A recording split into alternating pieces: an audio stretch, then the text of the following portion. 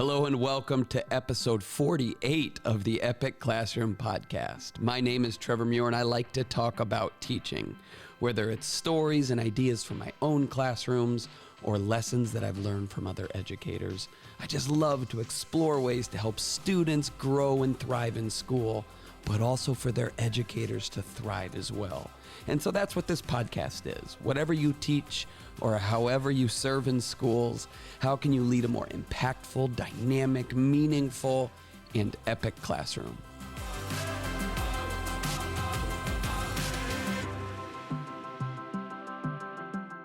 All right, hi everybody. The Ides of March are upon us. It is almost spring break season for a lot of people out there, and so why don't we just start with that? If you are an educator about to go on spring break, or maybe you're on spring break, maybe you're laying on a beach right now, and you got your earbuds in, and you are for some reason listening to this podcast. Whatever you're doing right now, I hope that you get a chance to rest and recuperate in the middle of this winter spring season. I say winter because where I live in Michigan, it's snowing out as I look outside and see it just coming down. So it's like, I don't know, maybe it's still winter, maybe it's spring, but whatever it is, hopefully you're getting a chance to take a little break pretty soon, or maybe you're on it right now, and I hope it gives you a little bit of life. Because, you know, like the winter spring semester, it can feel like a really long time, and then after spring break, there isn't really a whole lot of breaks until summer, and so you just got to take advantage of it when it's in front of you here. And so I hope you're getting to do that. I hope you're also allowing students a chance to do that as well. I don't know. You do what you need to do. I have always had a policy that I don't like to give students work over breaks like this, because breaks are supposed to be breaks. They're supposed to be time to refresh and maybe even not think about school. You know what? I'll even give you permission to do this. If you're on spring break and you're listening to this podcast to hopefully get some ideas or inspiration, be a better teacher, you know what? Feel free to turn it off and listen to an audio book. Or I'm just kidding. Keep listening to the podcast. I'm just saying we all need breaks, and students do as well. And I think that's what spring break is supposed to be. It's supposed to be this little hiatus, this pause button, so that we can kind of fill up our batteries a bit, so that when we return, we've got what's necessary to get through the rest of the year. And so I hope you are getting a chance to rest soon. I wanted to tell a couple stories, and I wanted to start with when I got right out of college. So listen to this story, and however you want to put the dots together, however you want to connect it, that is up to you. But I just want to share a little story with you. When I went to college, I think I shared this in just a few podcast episodes ago, I was a creative writing major, mostly because I like to write, and it was the only thing I was ever good at in school. And so I was like, well, if I can get a creative writing major and get a degree and do that, I'll figure out what I'm going to do next. But then along the way, I discovered I wanted to be a teacher. I wanted to help other students fall in love with reading and writing and some of the other things that I was actually inspired by. And so when I graduated with my bachelor's degree, I had this creative writing major, but I didn't have a teaching degree. And I grew up in Florida. I went to Florida State University, but right after college, I moved to Michigan with my new bride. And it turns out in Michigan, you have to have a teaching certificate, and there has to be a degree that supports it. And so I had to go back to school and get my teaching certificate. But because I was now out into the quote unquote real world, and I already had my bachelor's degree taken care of, I had to figure out a way to pay for all of it. And I didn't want to go into more debt, and I didn't have any parental support or grandparent support to help me get my teaching certificate. And so I had to figure out how I was going to pay for it. And so the very first thing I did, or one of the first things I did when I got up here to Grand Rapids, Michigan, was enroll at a teaching college where I would take classes at night, and during the day to pay for it. One of I think it was the second job I got when I moved up here. I worked for a liquidation company doing business development. And essentially what liquidation is when a company goes out of business, so that they failed, My job was to contact their business so that we could come in, the company I was working for could come in and buy all of their assets, everything that they worked for and built up and earned and had a business working with, but then the business failed. We would offer to go in and buy all their assets and then go and sell them to someone else, someone who wasn't in the act of failing.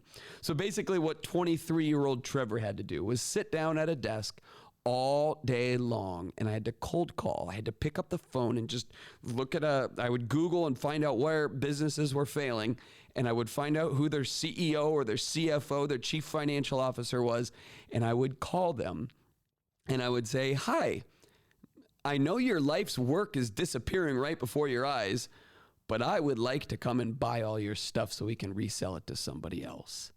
And it was really uplifting work. Ugh.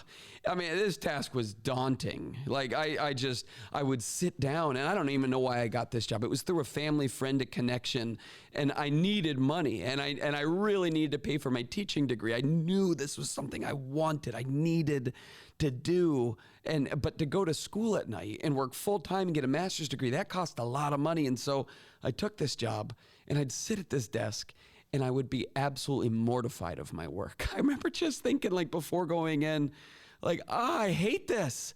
I hate calling people that are like sad. You know, it was daunting. For the first few weeks, I would stare at the phone at my desk, and I just prayed that these failing companies would just somehow call me and offer me their business. You know, like I knew that the people that I was calling would not be happy hearing from me, right? Like in the midst of all of their bankruptcy struggles and having to let go of their employees, I felt like I was some type of like bottom feeder or scavenger, just waiting to take advantage of the kill. And not to mention, you know, these were professionals who often led multi-million-dollar companies. And I'm just this 23-year-old who, like, a year prior to this was sitting in a creative writing class at Florida State University. And I was just so afraid of bothering these people, and I felt so inadequate of this job, right? Like I felt so inadequate to pick up the phone and make these phone calls, and I was failing at it. You know, my reaction to this fear that I had, you know, to find excuses to make less calls and contact less people, my fear of doing this was I didn't do it. I would often sit there and I would just research and find the companies that was failing, but I would not make the phone calls, or I would send emails so I didn't have to deal with the actual people. And it was, the result of it is really dismal performance, right? It did not go very good for me. I had very little productivity for this company that hired me.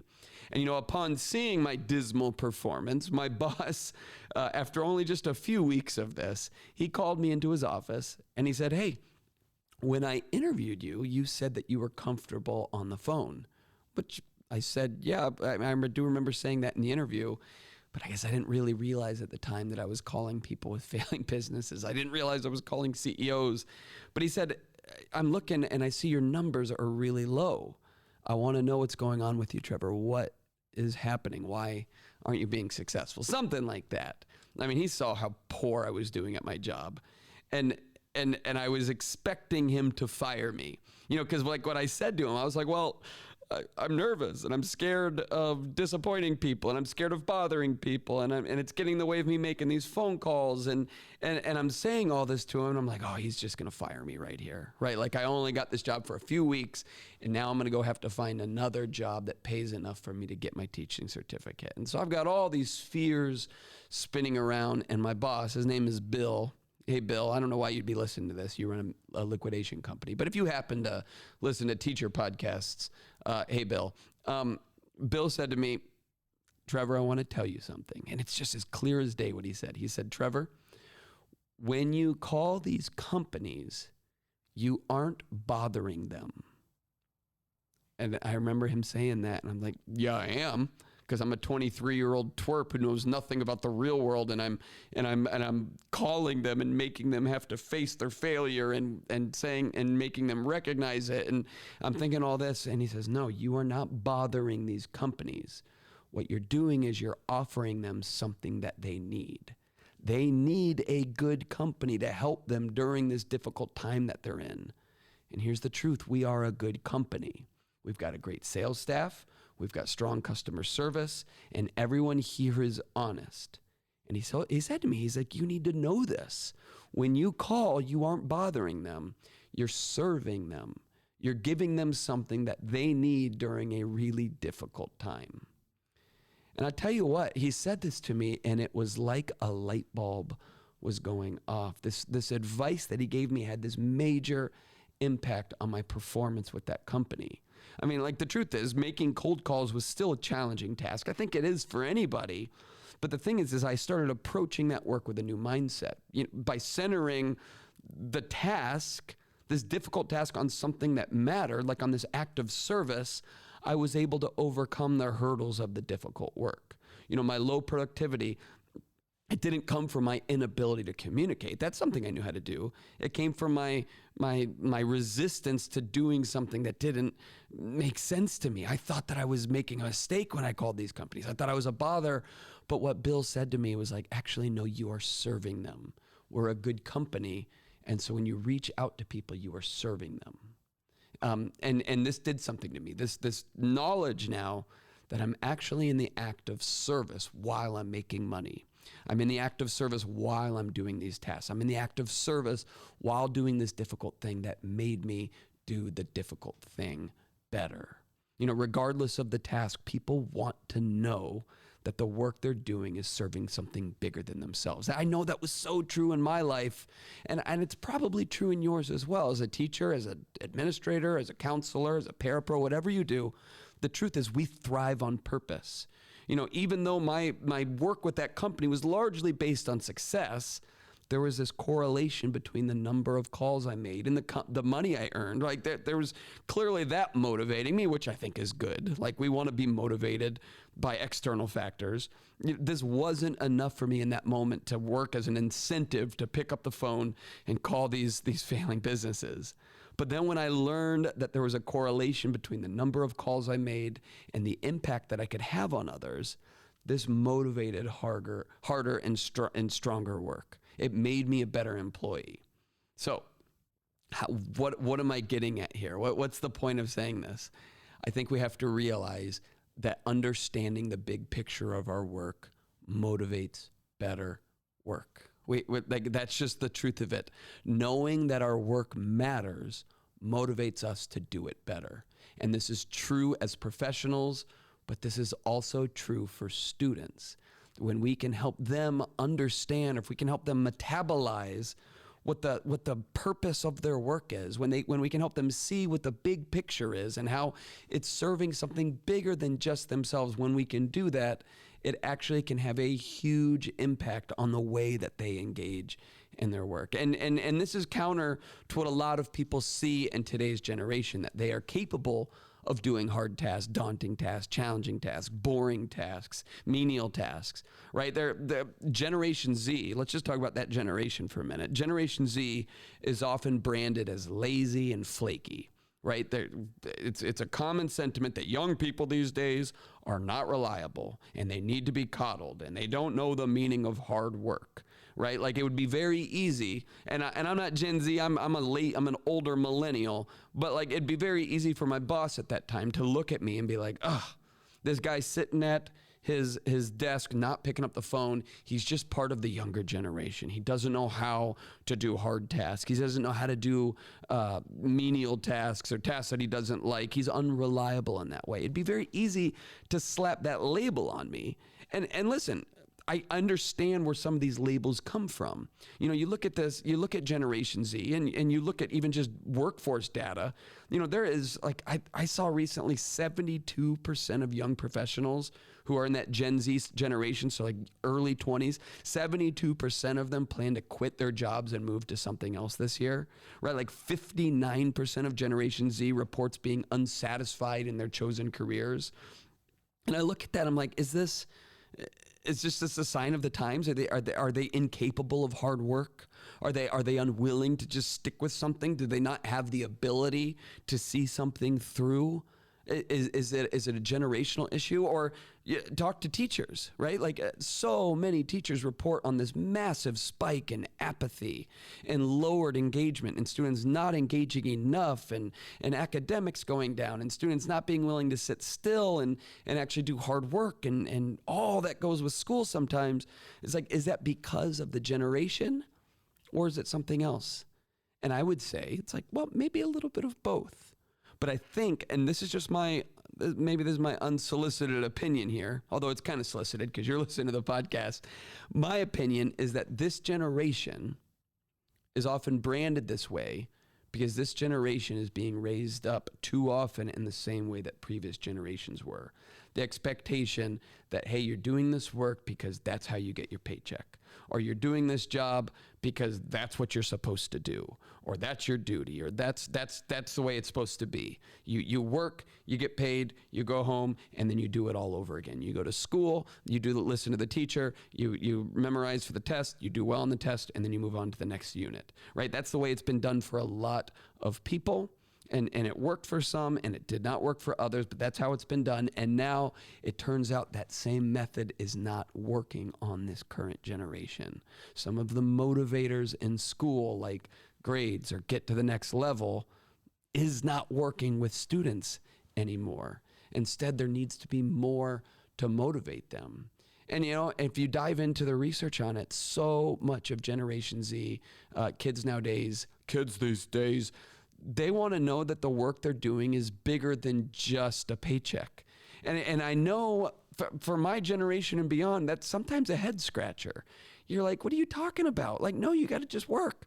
That's what you do. Like that's your role in society, is just to go and put out your effort and get paid for it and find ways to be happy in the midst of it. But that's just what you do. But that mentality just doesn't seem to be working anymore. We have to find other ways to motivate students because they want to know that there's a big picture. They want to know that their work matters in the world. It's so interesting. I was at a school yesterday working with teachers there, and it was a STEM program. So it was a 10th grade STEM program. And they've got these students who are doing really advanced science and math. It's kind of an accelerated program. And so these students are learning the academic content at a very deep level. And it's working for them in that matter. The teachers are like, oh yeah, these students are really doing well with student achievement. They're going to go to college. They're doing well in their testing and all this. But we are just seeing over and over, particularly with this group of students, that they just don't have the collaboration skills, the problem-solving skills, the communication skills that they absolutely need to thrive in their career and life and society after school. The academic is fine, but this other stuff is lacking so much. And often when these teachers said when they give these type of projects like that include collaboration, critical thinking, and problem solving, students are super apathetic to that type of work. They often say, well, can't we just solve the problems and move on? Or can I just go and do the work in my textbook and not have to talk to other people in class? And it'd be very easy to just say, oh, there it is again, right? Here's another type of example of student apathy. And I know there's much more extreme examples of student apathy, like kids not showing up to school or not turning in work or turning in substandard work or cheating. But this form of apathy is prevalent as well, as students not engaging in work that's challenging, right? To a lot of these excelling academic students, the work of collaborating and working with other people, that is the real challenge. And so they're apathetic to that work.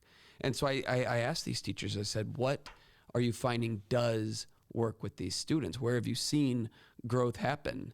And they told me all about this big thing that they're doing called the SOAP project. And essentially, as these students are learning chemistry and science and math, and they're learning this content, they're simultaneously going to a lab in the school and they're making soap.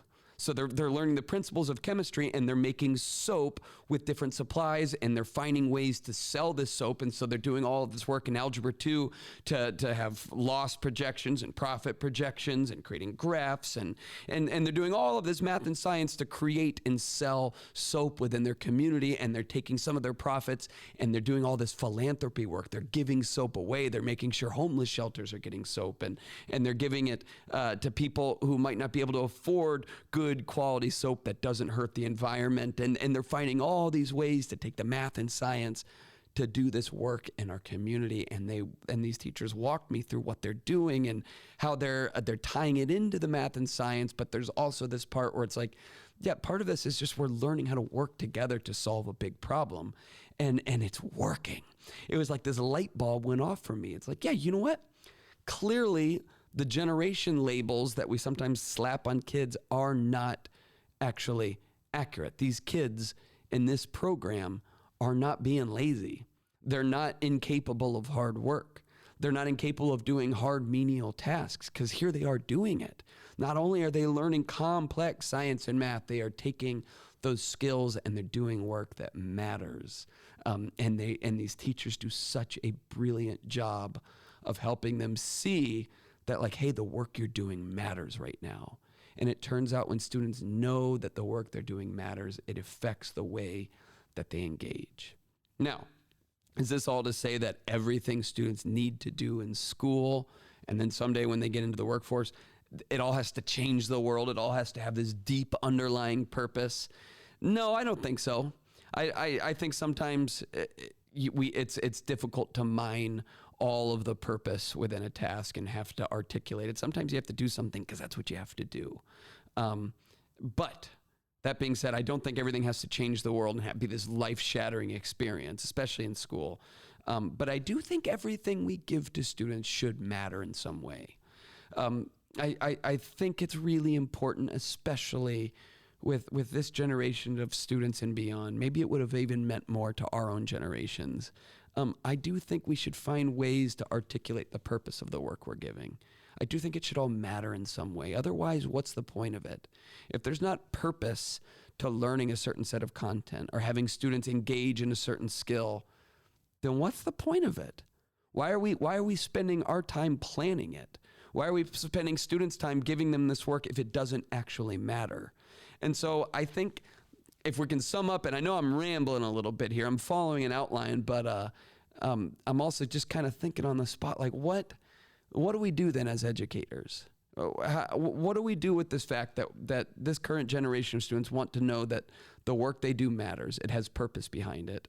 There's lots of research that shows that young people who know what they do matters in the workplace, that they stick with their jobs longer, that this work means something to them. I work with new teachers all the time, and part of my work for them is helping them articulate, understand that, hey, the work you're doing doesn't always provide fruit in the moment, but it will pay off, that it does make a difference over time. And when teachers understand that, when young teachers understand that, it turns out it helps them stay in the classroom longer. It helps them thrive and do better work when they're actually there. And so this works for us professionals. We know that when we are doing work that matters, we stick with it and we do it better. I think it's the same for students. In fact, there's research on service learning that shows that when students are doing work that matters to them, but it's also it's servicing something bigger than themselves. When it does that, but they're also learning content at the same time, it has a measurable impact on their collaborative development, their social development, their behavioral development, their emotional development, but also their cognitive development. Students learn more when they're learning for a good reason. And this principle applies across the board. And so maybe today, ask the question, what is the big picture behind your work? And then ask, how can I help my students see the big picture behind the work that they are doing as well? Because that matters. And I'll tell you what, I did not stick with the liquidation career. When I got my teaching certificate, I said farewell to that difficult job of calling people whose businesses were failing. And I was not sad about that. But I took those principles with me. And it's something that I hold on to this day, and I try to help students do as well. And so maybe that's something you can chew on today. Thanks so much for listening to this podcast. I can't believe it's almost been 50 of these podcasts so far. If you enjoy listening to it, I would encourage you to go back and listen to past episodes. I try to keep them timely. And so feel free to listen to those. Feel free to pass it on to others. If you want to engage with any of the other work that I do in schools and with teachers, you can go check out my website, trevormuir.com, where you can learn about the books I've written about teaching, watch my videos, read my blog posts, look at my resources, tons of stuff out there. I just love starting good conversation. And so thanks for being a part of this one. Talk to you next time. My name is Trevor Muir, and this is the Epic Classroom Podcast.